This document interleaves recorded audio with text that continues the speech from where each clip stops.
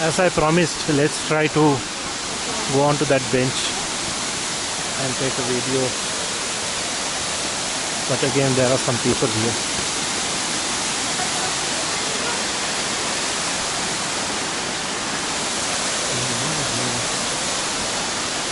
Actually, I went underneath the waterfall, close to underneath the waterfall. Then some person came and said that they are going to do some explosion of the rock, so to move out of that area. So I came back. Now let's try to go over here into the bench. Good that I have these special boots which are waterproof.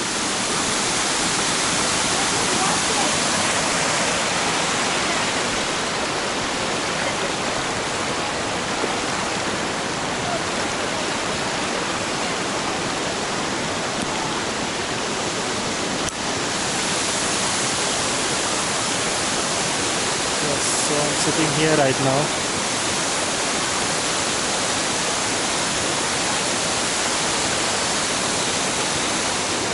On this bench.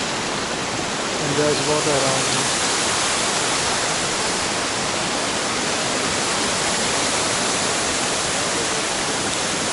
Alright, so this is the end of the video of Manthoka Waterfall.